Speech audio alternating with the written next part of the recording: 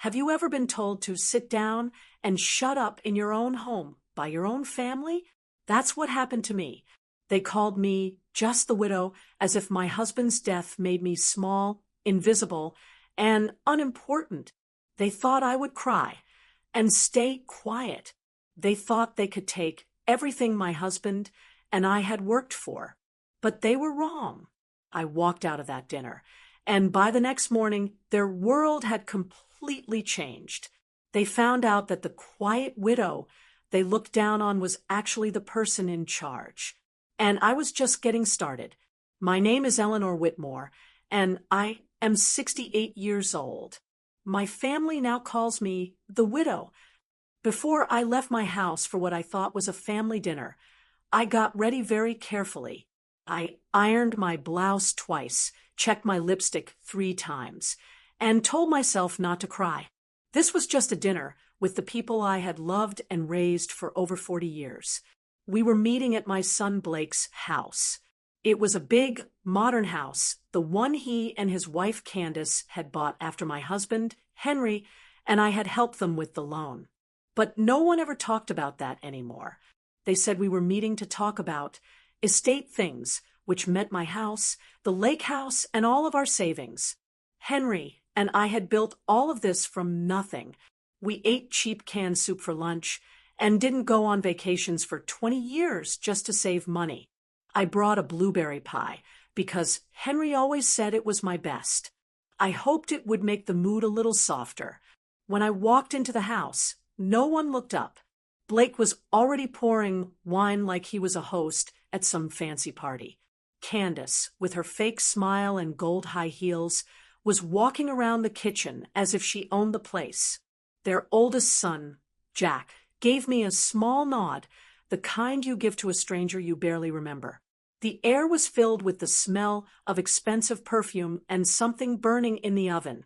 There were 9 of us at the table, the very same table I had bought them for Christmas last year. Blake started the conversation. "We've been thinking it's best if we simplify things," he said. I knew exactly what he meant, less for me and more for them. I asked them gently and carefully, "Have you spoken to the lawyer about the trust?" Candace didn't even look up from her phone. She just said, in a low voice, "You're just the widow, Eleanor. Maybe just stay quiet for now." The room went completely silent. Then Blake laughed, and so did Trevor, my other son. They laughed as if it was a funny joke. My hands started to shake under the table. It wasn't because I was weak, but because their words hit me like a physical blow. It felt like I was dying all over again, but this time I was the one they were burying. I looked at all of their faces, and they looked back at me as if I was just an object in the room, not a person. I put my fork down, stood up, and didn't say a single word. I didn't want to give them the satisfaction of seeing me cry or hearing me get angry. I left the blueberry pie on the counter, untouched. I walked to my car, locked the door, and for the first time in 43 years, the silence of being alone felt like peace, not sadness. They didn't even call out after me. They had no idea what I was about to do. I didn't sleep at all that night. I just sat in Henry's old brown chair, wrapped in the same blanket we used to fight over on cold nights. The blanket had frayed edges and a coffee stain on it that Henry never noticed. The room felt like it was waiting for something to happen. I kept hearing their words in my head over and over. "You're just the widow. Maybe just stay quiet." It made me feel like I was just an extra person in my own family's life. Around 2:30 in the morning, I couldn't stand the quiet anymore. I got up and walked barefoot across the hall to a cabinet the boys were never allowed to touch. We called it the no-go drawer. We kept all our important papers in there: passports, car titles, old wills, and tax documents. My hands were cold as I opened it. I wasn't even sure what I was looking for. Maybe a sign that I still belonged here, that Henry hadn't left me completely without a defense.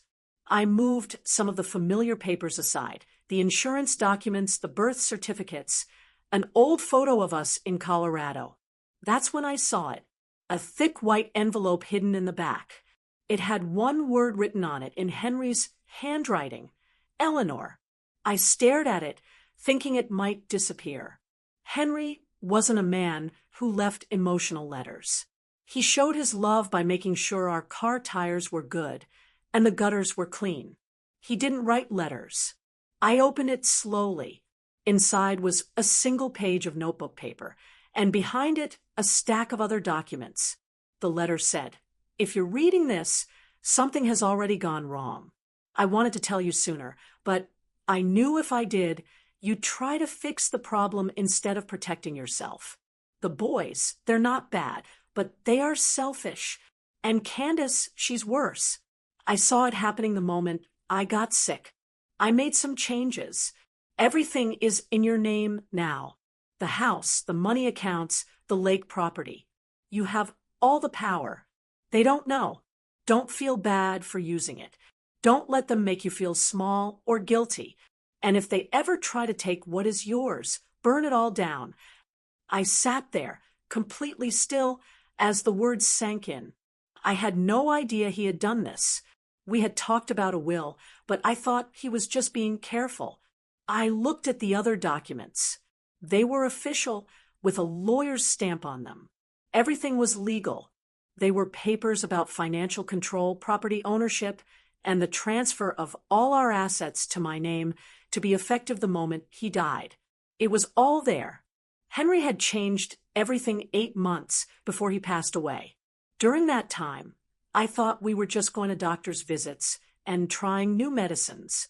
But he had been doing this quietly and with a clear mind. He had probably seen Blake looking at his business papers and heard Candace's strange questions about what's next. I could almost hear Henry's voice in my head, telling me to be strong, to not forget my own power. I made a cup of tea just to keep my hands busy, even though I didn't drink it. I walked around the kitchen a few times, took the papers out again, and checked the dates.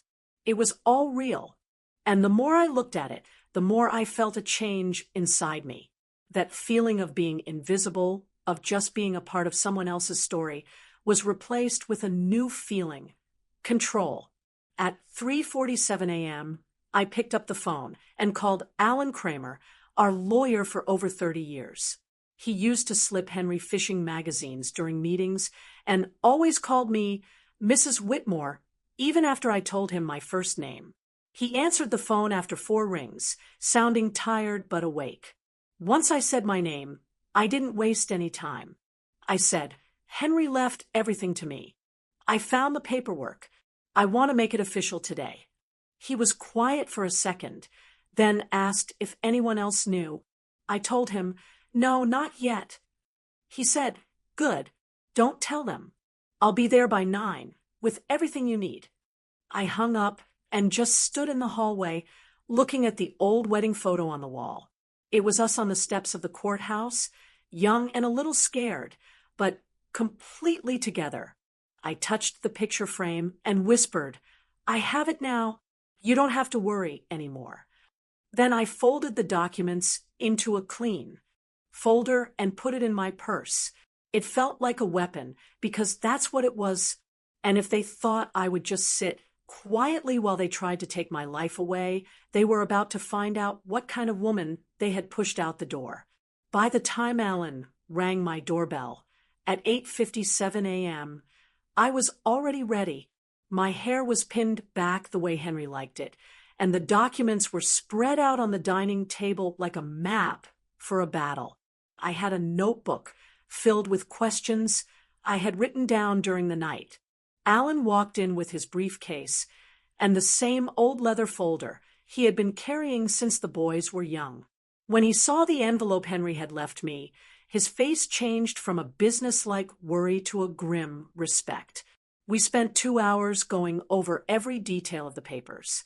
By 11:15 a.m., I had signed 6 documents that gave me control of every asset, property, account, and business Henry had. Alan made the final phone call to the person who manages Henry's estate. He told them that from now on, all instructions would come only from me, not from Blake, not from Trevor, not from the trust, just me. It felt strange to hear him say it out loud. All further authorization rests solely with Mrs. Eleanor Whitmore. I think I held my breath for a full minute. Then Alan looked at me and asked, "Do you want them to find out through their accounts, or do you want to call a meeting?" I thought about it for a second. "Let them feel it," I said. "Let it hit them like a car crash." He smiled and said, "Good. That's the Eleanor I remember." And just like that, it was done. I spent the rest of the afternoon on the phone with Henry's financial manager, the property company, and the accountant. Each person confirmed that, yes, my name was now the only one that mattered. By 3 p.m., I got a text from Blake. "Hey, weird question, but do you know why the cabin account is locked?" I didn't answer. 5 minutes later, Candace called. I let it go to voicemail. Her voice was sharp and sweet, the way it always is when she thinks she can get what she wants. By 4:30 p.m., the family group chat was full of messages about money problems. Trevor, who rarely says anything, finally sent a message. "Did someone change the access on Mom's end?" That's when I knew the panic had started. They still didn't know what I had done, but they were starting to feel the effects. The ground was shaking, and the big quake was coming.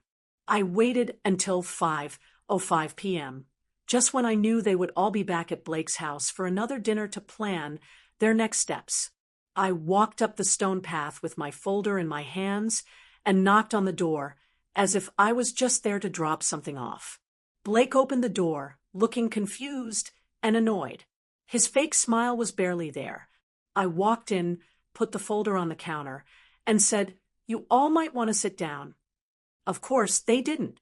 Candace leaned against the counter with her arms crossed, and Trevor stayed in the hallway. I opened the folder slowly and laid the documents out. "This is the new estate plan," I said. "Everything is under my name. Everything." There was a silence, but it wasn't a shocked silence. It was an arrogant silence, the kind that thinks it can win. Blake laughed and said, "You can't just move money around without the trust board." I looked him right in the face and said, "There is no trust board. Henry ended it last year. You didn't read the fine print." Candace came forward, trying to look at the papers with her long painted nails. "There's no way this is legal," she said with her practiced smile. That's when I handed her the final document, the official copy with Alan's signature and the date stamp. She froze. I took one slow step back and said, "This is not a discussion. This is a notification. And as of this morning, you have no legal claim to any of it." No one moved. No one spoke. It was the first time in years that the room was quiet while I was standing in it. I turned to leave, paused at the door, and added, "The next time you want to talk about my future, you'll need an appointment." I didn't slam the door. I didn't make a big speech. I didn't cry. I just walked away and left them standing in the house that Henry and I had paid for, choking on the control they thought they had. The next morning, I was making coffee in my kitchen, the old machine making its usual sputtering noise. I could already feel the tension before I even checked my phone.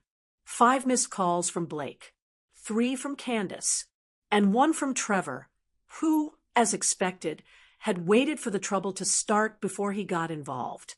I ignored all of them and sat quietly at my table, watching the steam rise from my mug and wondering if they had even slept at all. A part of me hoped they hadn't. Around 9:12 a.m., Blake finally sent a text that wasn't angry but confused. "Can we just talk?" That told me everything I needed to know. They were falling apart. By noon, Alan called to tell me that Blake had tried to get into 2 of the accounts from his business computer, and the system had stopped him both times. I told Alan, "Good, let him try." An hour later, Candace showed up at my front door, without being invited. She was wearing big sunglasses, as if I wouldn't recognize her behind the dark plastic and her fake lips. I didn't ask her to come in. She stood on the porch like she was giving bad news to a neighbor she hated. "Eleanor, we're all a little confused here," she said with that tight smile. "Why would Henry do this behind everyone's back?" I looked her straight in the eyes and said, "Maybe because he knew what you would do if he did it in front of you."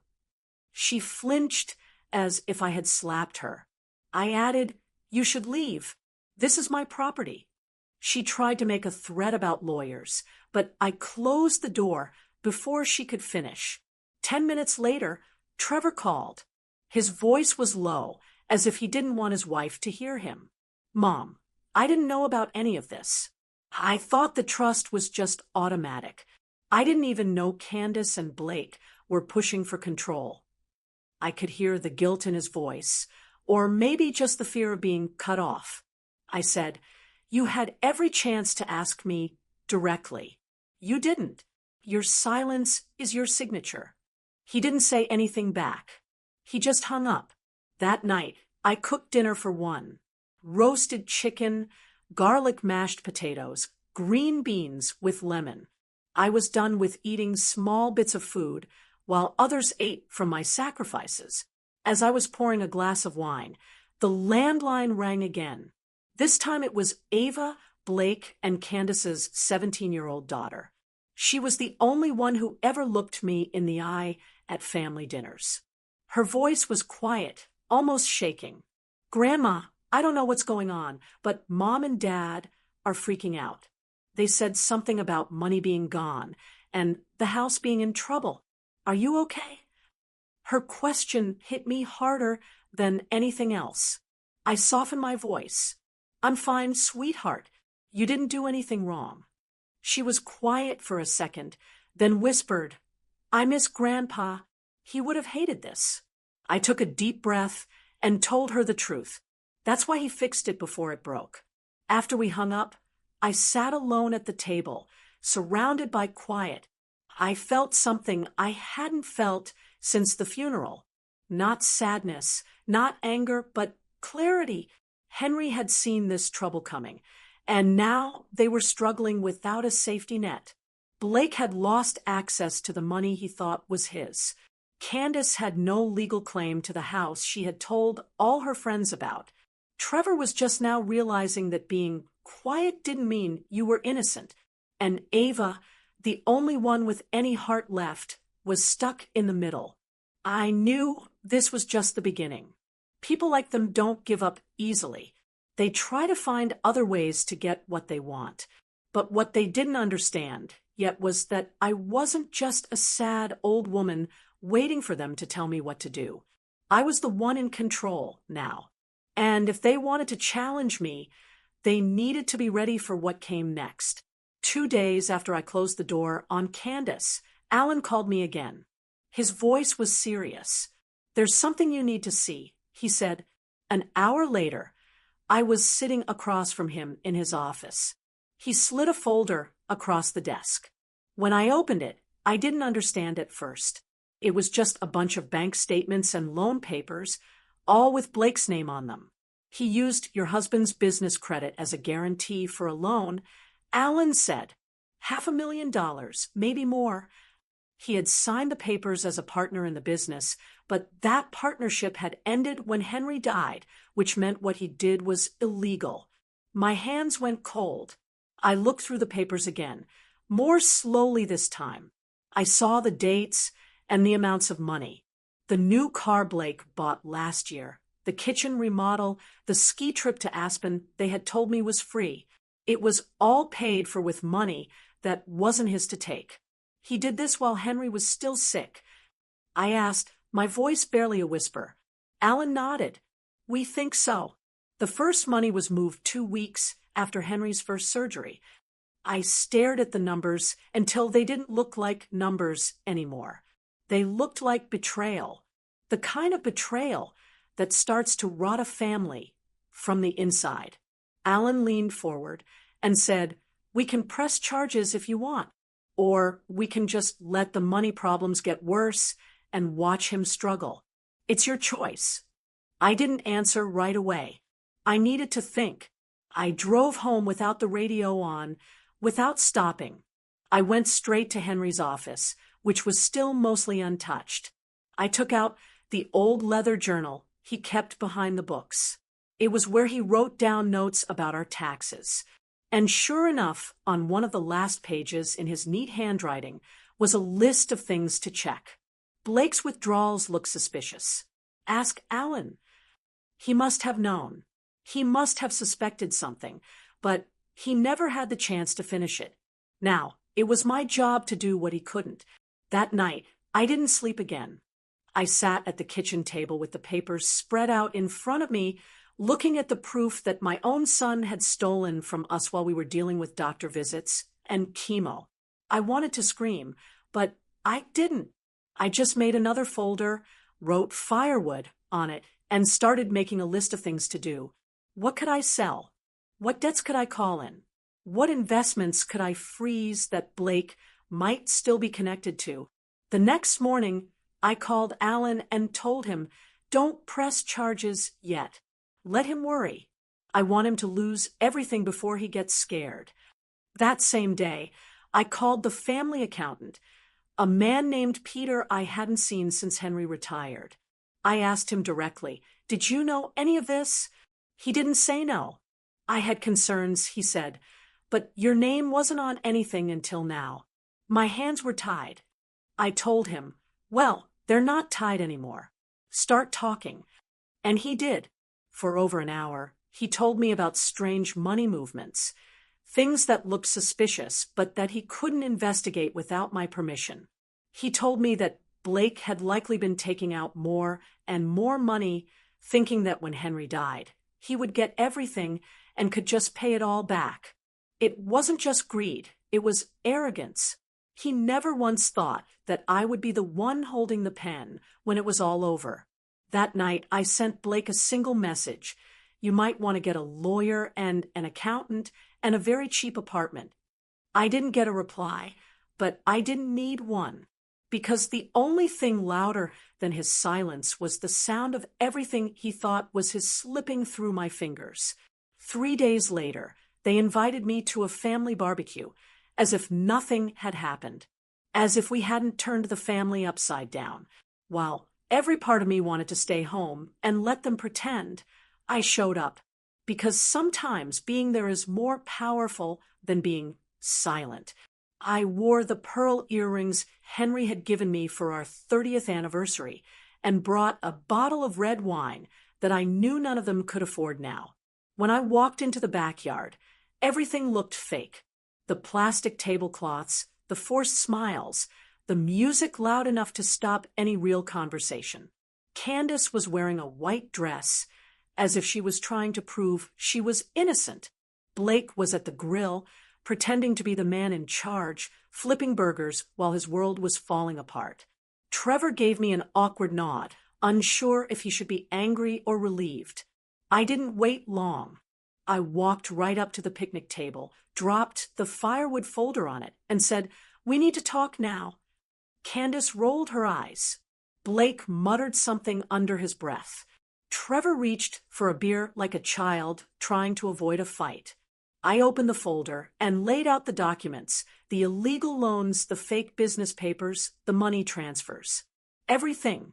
"This is what Blake did while your father was dying," I said, my voice low and steady. I knew that people don't forget what you say. They remember how calm you were when you said it. Blake let out a short laugh and said, "This is ridiculous. That's not even—" But I cut him off. "It's not a guess. It's official. And the only reason you're not in jail right now is because I'm giving you one last chance to admit it." Candace came forward, her voice high and shaking. "This is a setup. He didn't steal anything. Henry would have told us." I turned to her slowly, looking her right in the eyes. "Henry saw it. He just didn't trust you to fix it." For the first time, she had nothing to say. Ava, who was sitting quietly near the fence, looked at me with wide eyes. as if she was finally seeing the lies she had been told. I turned back to Blake. "You'll start signing things over today," I said. "The cars, the cabin furniture, the business stuff. You don't get to enjoy the things you tried to destroy." Blake clenched his teeth, his chest moving up and down with anger. "You're going to burn the whole family down over some papers?" I leaned in a little and said, "No, you did that when you stole from your father's grave." That shut him up. I turned and walked toward the back gate. I heard someone, probably Candace, say in a low voice, "You're bitter. That's all you are. A bitter old woman who couldn't let go." I stopped. I didn't turn around. I just said, loud enough for everyone to hear, "No, I'm the woman who paid for this entire yard, and I just decided you're not invited back into it." Then I walked through the gate and didn't look back. When I got home, I poured myself a glass of that wine and sat on the porch, watching the sun set. I wondered how it was possible to feel sadness and power at the same time. I wasn't happy, but I was free. And it turns out freedom tastes a lot better than fake smiles and stolen money. The next Monday, I met with the lawyer who handles property sales. I gave him a list of everything Henry and I still legally owned. The lake house that Blake had told everyone about on social media. The apartment that Trevor had been renting out to make money under the table. Even the car Candace drove Ava to school in, which she called a gift from Blake's hard work, but the lease had my husband's signature on it, which made it mine. I signed the papers to sell everything one by one. There was no sadness, just clean, cold signatures that felt like I was removing something bad from a family that had stopped working years ago. The lawyer asked if I wanted to tell them myself or let the papers do the talking. I said, "They didn't invite me into the room when they thought they were getting everything. I'm not giving them a stage now that their world is falling apart." By Friday, Blake's business money was gone. Candace's credit cards were not working at a fancy store. Trevor called me, his voice out of breath, asking if the person who managed his building was serious about ending his lease. "Yes," I said, "and the next person living there will pay rent, just like everyone else." Candace, of course, didn't give up easily. She showed up at my front door again, her face red and screaming like a crazy person in expensive shoes. She demanded answers and threatened to say I was abusing her as an elderly person, even though I was standing there with better posture and more legal power than she had. I didn't open the door. I didn't say a word. I just stood behind the window with the blinds slightly open and watched her fall apart until she gave up and left. The next morning, I had a locksmith change the locks at the cabin. The day after that, the car was taken from Blake's driveway in the middle of a family breakfast while his neighbors watched from behind their hedges. I wasn't doing this for revenge. I was doing it to take back what was mine, what Henry and I had built, brick by brick, while the rest of them just waited for the inheritance. Ava texted me that night, "Dad is losing it. They're talking about moving in with Aunt Brenda. Is this forever?" I stared at the screen for a minute before I wrote back, "Actions are forever. So are the results." She didn't reply, but I saw her start to type and then stop a few times, as if she wanted to say more. I understood. She was caught between the people who raised her and the truth they never wanted her to see. That night, I slept better than I had in months. No dreams, no waking up, just a deep quiet that felt like peace finally breaking through all the noise. When I woke up, I had a new email from the person who manages the estate's money. It said that every important thing had been taken back, sold, or put in my name. The message ended with one sentence I couldn't stop reading. "You now hold 100% control." And for the first time since Henry died, I actually believed it. I was halfway through my morning toast when the doorbell rang. Before I could even get to the window, I saw a white envelope slide under the door. There was no return address, just my name written in shaky handwriting. At first, I thought it might be from Ava, maybe something she didn't want to send in a text. But when I opened it, what fell out made me stop completely. It was a paper about a mental health evaluation, unsigned, but with a bright red marker around the words, mental fitness evaluation recommended. I knew right away what it was. I had seen enough legal papers over the years to know a setup when I saw one. Someone, and I didn't need to guess who, was trying to file papers to say I wasn't mentally fit to be in charge of the estate. I held the paper in my hands, and I didn't feel scared. I just felt a cold, slow-burning insult. It felt like they had finally run out of courage and were now just being cowards. That afternoon, I drove to Alan's office and put the envelope on his desk without saying a word. He looked at it, his eyebrows going up. "They actually tried to do this," he said. "That's a bold move." I nodded once and said, "Find out who did it. I want to know who asked for this evaluation, who wrote it, and who signed it." 2 days later, Alan called me back.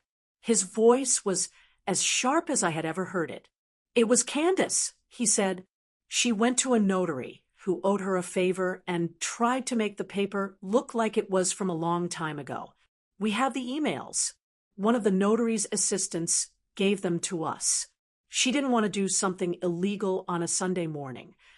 I said, "Press charges." He said, "Already in motion." That evening, a police car pulled into Blake's driveway while they were putting groceries in a car they had borrowed. The neighbors all came out to watch. Candace screamed and cried, just like a person who had practiced it 1,000 times. But it didn't stop the police from putting handcuffs on her on the sidewalk and reading her the charges: illegal forgery, fraud, and trying to abuse the court system. Blake tried to get in the way, but the police officer stopped him instantly. I wasn't there to see it, but Ava told me later. She said it quietly, as if she was ashamed of them. She tried to say it was your fault, Ava whispered, but nobody believed her, not even Dad. I told Ava, some people don't break. They just rot from the inside until there's nothing left but noise. She didn't say anything after that, but I could hear her breathing on the phone, and for once, it felt like maybe someone in that house was finally seeing the truth. That night, I poured myself a drink, opened the old photo album Henry used to look at when he missed the boys, and stared at their baby faces. I didn't do it because I missed them. I did it because I needed to remember that I had loved them once. You don't do what I did out of hate. You do it because you were the only one who remembered how much was given to build everything up. And if protecting that meant sending one of them to jail, then so be it. Candace had bet everything on the idea that I would give up, that I would feel embarrassed or weak or too old to fight. She didn't know that I stopped being afraid the day they told me to sit quietly like a shadow in a room I had paid for. Now, I was done being nice, and this time I was going to finish the job. The court hearing for Candace was short and tough, just like the damage she tried to cause. I didn't even go. Alan sent me a text afterward with 3 words that told me everything. She took a deal. I didn't need the details. I knew Candace would never risk a real trial, not with the emails and the witness statements from the notary's assistant, who had agreed to help the police in exchange for not getting in trouble herself. The deal meant she wouldn't go to jail, but she would have a permanent criminal record and a big fine that would take away the last bit of their money. Blake didn't talk to me at all after that, not even to defend her or threaten me, just complete silence. The kind of silence that lets you know someone has finally realized that the ground beneath them is gone. I spent the next week changing things, not for revenge anymore, but because I had to.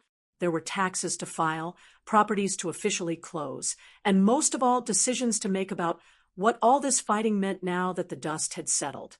I wasn't going to keep everything like a dragon guarding gold. That was never the point.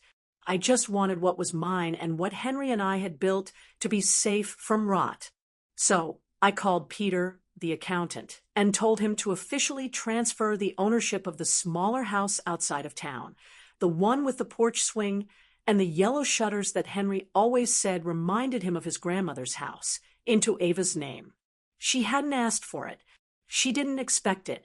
But she was the only one in that whole family who never tried to trick me and who never looked away when things got difficult. I wanted her to have something that couldn't be taken away from her. She cried when I told her, not the fake kind of crying, but soft, shocked tears, as if something inside her that she had been holding on to too tightly had finally broken free. "I don't deserve this," she said, and I told her, "You do, because you didn't pretend."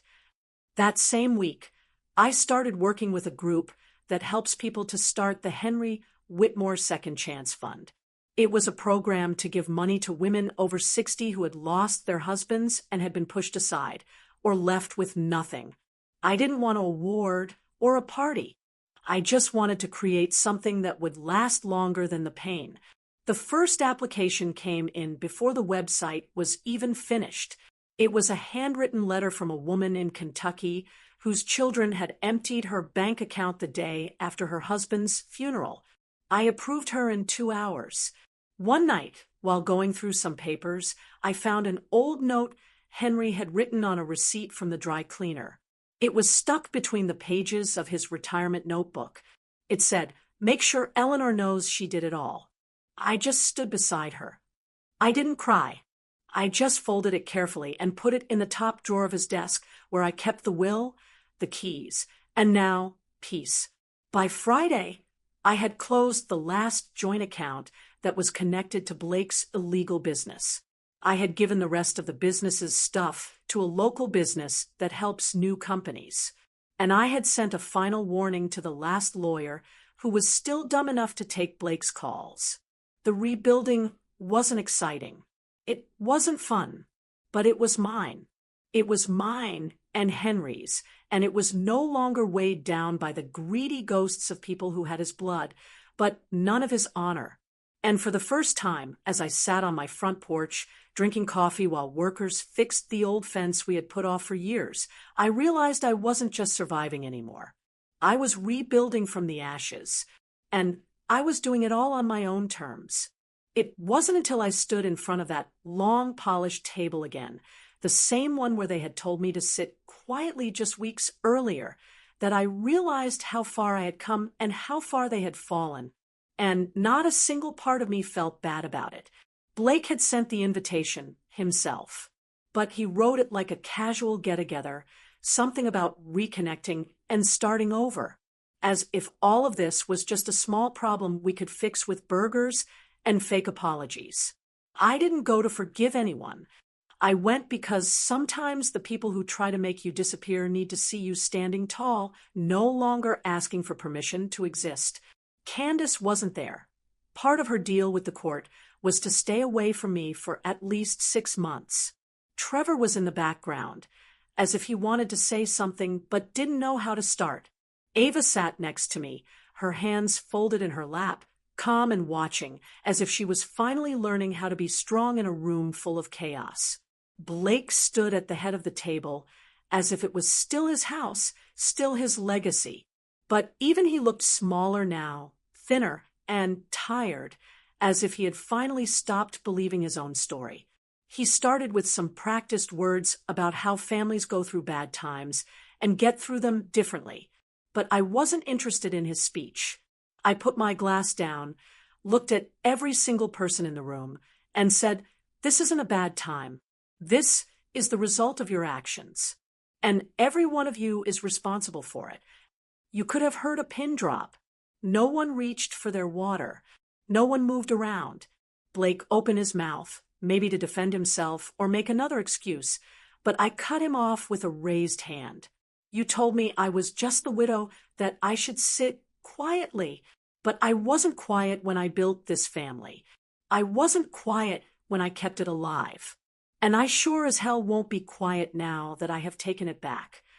I paused long enough for my words to sink in. Then I added, this table, this room, I own them.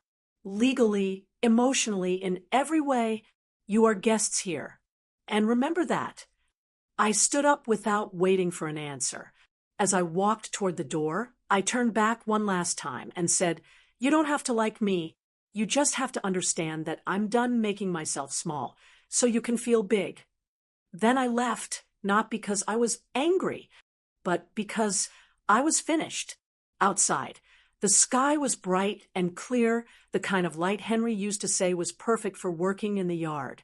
As I got into my car, I didn't feel like I had won a big battle or that I was better than them. I felt settled. I had fought the fire and walked through it. And now I got to rebuild, not because someone gave me permission, but because I gave it to myself. And that, more than any revenge or any inheritance, was the win I never thought I would get, but that I had definitely earned.